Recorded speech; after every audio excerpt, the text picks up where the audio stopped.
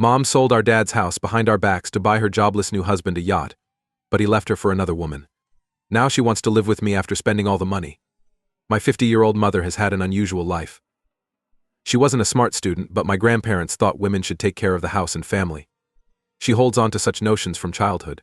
She married my dad 2 years after graduating at 20. She had my older sister, 29F Jasmine, then me, 27F Bianca, 2 years later. My sister and I were always closest to Dad. He disagreed with Mom and was supportive. He encouraged us to perform well in school, enrolled us in many extracurriculars, and was always there. Dad bathed me in art materials because I enjoyed drawing, and Dad never let my sister miss soccer practice because she was talented. He constantly supported us. This annoyed my mother. She disliked our interests. She disliked our intellectual bent and Dad's backing, which made her lose respect in her family. My maternal grandparents disliked us. Dad died when I was 11, changing everything. He crashed his automobile. He died after a few days in the hospital. This devastated my mother financially and emotionally, naturally for us too. We were done financially, but I won't discuss our emotional agony. Dad's hospital stay cost thousands, and we didn't have enough insurance. He used most of his funds to pay the bills, and my mother had none since she was unemployed. I recall selling a lot of goods a few weeks following his death. I sold my art materials, my sister discontinued soccer practice, and we did housework. I disliked everything about my life's transformation. I couldn't accomplish anything since I depended on my mother. Then my paternal grandparents helped. We seldom saw each other because they lived 3 states apart. However, they were always kind when I met them. When my grandfather visited, he was horrified that Mom sold my items to make ends meet. He offered to pay for our hobbies and interests, but my mother refused, stating we needed money to exist. She advised him to send money for groceries or energy. My grandfather became upset and stated she could work to make ends meet, and he would cover the extra fees. If she did her job, he'd help us survive. My mother declined. And that was all. My mother was still receiving family assistance and hadn't begun working. The handouts were inconsistent. Some months had more, some had little. We were largely supported by her parents. She refused to work, believing, as she did, that her family's males should support her.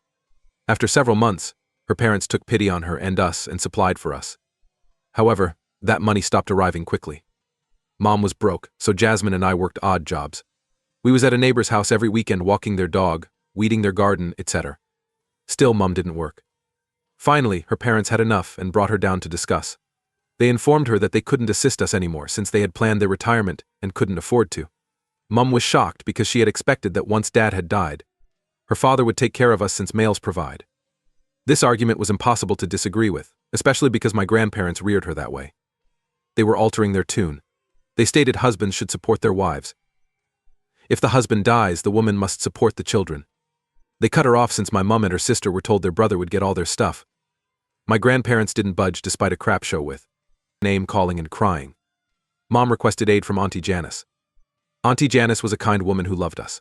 She married a surgeon. He was ready to help despite their little interaction with us. My mom returned to my paternal grandparents since their income wasn't adequate for a family of 3. My grandfather would help if my mom worked. We needed their support to survive, so she had to comply. Her housekeeping job at a neighboring hotel paid well, so our lives returned to normal. Our uncle and grandfather helped us live comfortably again. This arrangement lasted 2 years until I was 14 and my sister 16. Mother introduced us to Dan. Dan, her new lover, wanted to marry her. Jasmine and I were repulsed by his appearance. He smelt and looked like a pig, no exaggeration. It seemed like he hadn't washed since high school. He smelt like cigarettes and seemed confused, like he couldn't hear a word. Jasmine and I despised him, not just disapproved. Unfortunately, Mom pretended to love him dearly. There was a secret wedding, and Jasmine and I swore to secrecy. We couldn't tell Dad's folks Mom had remarried. She worried our grandparents would discontinue the monthly payments if they found out, and we couldn't have done without it because it was so generous. I and Jasmine stayed silent. Mom's thoughts when she married Dan are unknown. She probably assumed she wouldn't have to work if she married and had a man to take care of everything. She stopped her work and returned home a week into their marriage, so she probably assumed that. The issue was Dan's continuous unemployment. He could only work for 2 months, then sat at home playing video games and maybe looked for another job when he grew bored. He didn't want to support us, thus Mom's hopes fell apart. Jasmine and I resumed various jobs to make money. Most of the money in our 4-person household came from my father's parents or my mother's sister's spouse. Jasmine and I wanted out since it was dysfunctional. Focusing on school and part-time jobs, we rarely saw Mom and Dan. This continued for 4 years until I went to college and had little touch with Mom. As I was about to go, Mom and Dan were having trouble since Dan was unemployed and a serial cheater, something nobody of us was surprised by. Mom continued forgiving or ignoring him, but it was messy. I had little interaction with Mom after graduation. My mother always knew what was going on since I kept in touch with my grandparents and aunt and uncle. I completed college at 23 and got a good career. I graduated before COVID, which caused issues. My promotions and increases were modest. I fell short of my savings goals and life slowed down. I declined my excellent grandpa's help since I didn't want to bother him. Since I wasn't laid off, I shouldn't complain. Work promoted me and gave me a big rise a few months ago. Since I'd saved at COVID, I could afford a little home. Living cheaply was my goal. Since I wanted to buy a house by 25, this was a 2-year wait, so I was thrilled. How did my mother learn I bought a house? She phoned to see me. Because she hadn't seen her kid in a while. Her last visit was during my final semester of college, so I knew something was wrong. I never requested to meet her again, and she never did. I promised her I'd let her know when I was free and get back to her. But I meant never to. She said it was critical, and I needed to tell her quickly. I excused myself and stopped the conversation since I knew she wanted something. 2 days later, she phoned again, needing my aid with a problem. She stated she heard I acquired a house and wanted to move in with Dan before I could help. They wanted to live in my house together. Her bravado made me chuckle. I told her I was shocked Dan was still around and hoped she'd departed. I told her I didn't have a house, nor a balconied studio. No way could 3 of us fit. I wasn't ready to tell her I didn't want her. I hoped the size and space issue would discourage her. I was overly optimistic. She said I could leave the 1-bedroom flat so Dan and she could move in. I told her that was impossible. My mortgage was due, and I hadn't worked so hard to let someone else live in my house. She lost it when I charged her market rent. She shouted at me, claiming she couldn't believe I'd take rent from my mother, and that she hadn't taught her daughters to be leeches. I told her I didn't have time for her or her shouting and she'd go beg for scraps somewhere. I hung up and blocked her. I asked Jasmine whether Mum had phoned her, but she answered no. They last spoke a month ago when Mum inquired where she lived. Jasmine informed Mom she moved in with her partner and was saving for a house. I didn't get why Mum needed a place to stay. She kept our dad's old house, where Dan moved in with us when we were growing up. I didn't see why she needed to move. I phoned my paternal grandparents regarding the house. I now understood what was going on. My granddad owned our childhood home. My dad was expected to inherit it once my grandparents died. We agreed that my dad and his brother Uncle Liam would live rent-free at my grandfather's house. This gave them a wonderful start and allowed them to buy property for their children. My granddad owned our childhood house lawfully. My grandma insisted that grandfather maintain the house in his name so Jasmine and I could inherit it. After Dad died. Since Mom was unemployed, Grandpa didn't want to cause her further hardship. He probably felt horrible for her, so he gave my mother the house when she requested. The agreement was that we would get the home when I was 25 and Jasmine 27. I think this is why Mum instructed us not to disclose she married Dan. Grandpa says word spread. She remarried, and they were furious she kept it a secret. They intended to alter the house's ownership immediately. They insisted on filing the papers to prevent Dan and Mum from using the house since Jasmine was an adult, and I was almost one. However, Mum cleverly informed them that Dan had left her for another lady a few weeks after they announced their intentions. She was weeping uncontrollably, so my grandparents stopped discussing ownership. It gradually faded from their minds. That was the last time they discussed the house with her, and thereafter they spoke occasionally. Mom contacted me to say she wanted to move in with Dan, I told grandfather. If so, what happened to Dad's house? He wanted to find out since he didn't know she'd reunited with Dan or was moving. This is troublesome, and I expect more turmoil shortly. Edit to everyone who's amazed I didn't know such vital aspects about my mother's life. Low contact causes this.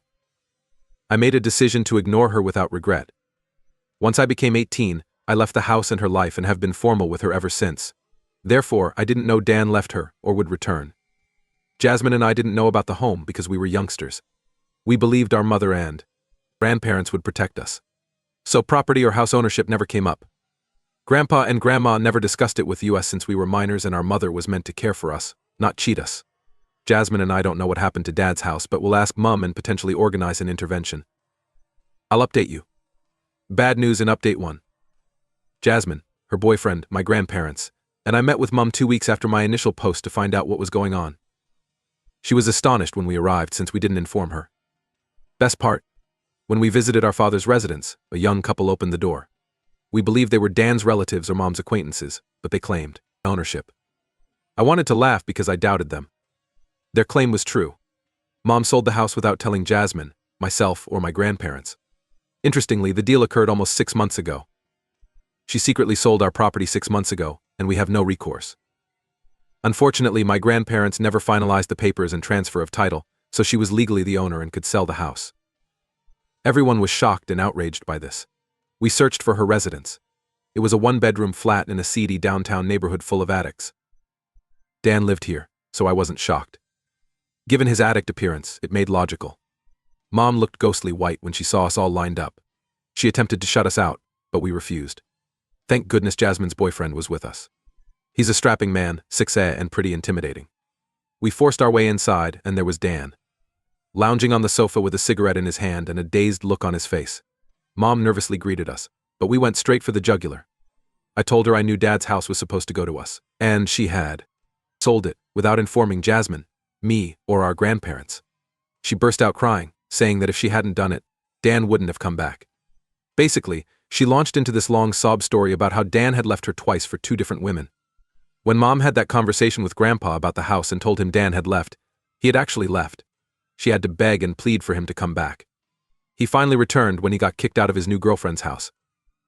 Then, a year later, Mom caught him cheating with a girl barely out of her teens. I just looked at her like she was insane. I asked why she hadn't left him when he was so problematic and wasn't helping her out in any way. She had no response to that, and I didn't have the patience to feel sorry for her. My grandmother was furious. She screamed at Mom, telling her she wasn't interested in hearing excuses for why she'd been such a colossal failure. All she cared about was the house that was supposed to go to Jasmine and me. Mom said she'd sold the house because Dan wanted to buy a boat. Now, this man knows nothing about boats. All I know is that he worked as a coast guard for a couple of months at a beach a few miles away, and that's when he decided he wanted a boat. He threatened to leave Mom again if she didn't help him buy one.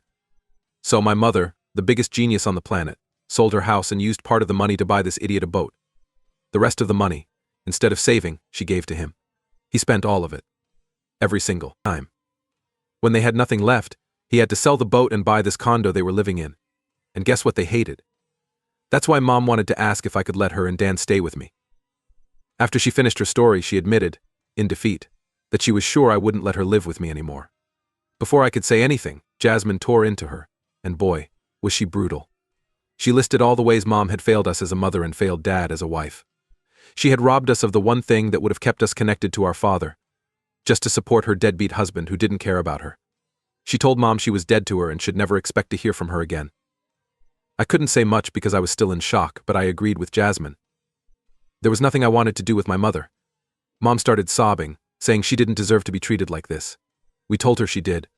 She had stolen from us, from our grandparents. And most importantly, she had robbed us of a connection with our childhood and our father. We weren't going to forgive her ever. We left. Since then, she's tried calling us and our grandparents, but none of us are speaking to her. There's nothing we can do about the house. That money and property are gone for good. I'm considering saving up and buying it if it ever gets listed again, because I don't want to lose that part of my childhood. But I know it's a far-fetched dream and not very practical. My grandparents are furious and heartbroken, but there's nothing they can do either. Grandpa keeps cursing himself for trusting her, and we keep telling him he couldn't have known she would do this. It's just a sad state of affairs, and we all feel helpless. Update 2. Dan left Mom again. I know it sounds cruel, but I love every bit of it. Apparently she's been trying to get in touch with us using new numbers and whatnot, but neither Jasmine nor I have responded. She tried to involve Annie Janus.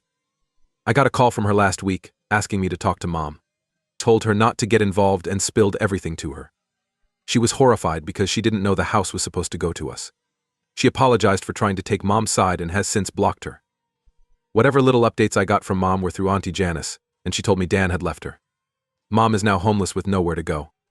Auntie Janice and her husband were initially willing to take her in, but after they learned what Mom did to us, they put their foot down and said no. Yesterday I got an email from Mom. She basically said she was down and out, homeless, and had nowhere to go. She asked me to let her stay with me while she looked for a job. I know it's a lie. She's not going to look for a job. And if I take her in, she'll never leave. I haven't responded yet because I don't want her here. But I also feel bad about letting her live on the streets. She genuinely has no one who would be willing to help her. I know she brought this on herself and she's the only one to blame, but I can't help feeling sorry for her. I hope I don't cave because I know if I do, she'll ruin my life. Update 3, I told Jasmine about Mom's email, and she said she got something similar. She hadn't responded either but said that deep down, she was tempted to help her. Jasmine told me she'd support my decision but advised me to think it through carefully because we both know what Mom is like, and if I let her in, she'll control and destroy whatever peace I have. After a long talk, Jasmine knocked some sense into me, thankfully. I ended up responding to Mom. I wrote her a long email, telling her I wouldn't help her, neither now nor ever. I let everything out: the betrayal, the anger, the resentment, and the disgust. I marked her email as spam, so I don't know if she's responded. I did send her contacts for some women's shelters that could help her, but that's as far as I'll go. She has been emotionally negligent and financially malicious our whole lives, and she doesn't deserve our help anymore. I don't know what she's going to do, and I've asked Andy Janus to keep me out of it. I don't need updates on her life. She's not my mother anymore, and she was the worst part of my childhood. I'm ready to leave her behind.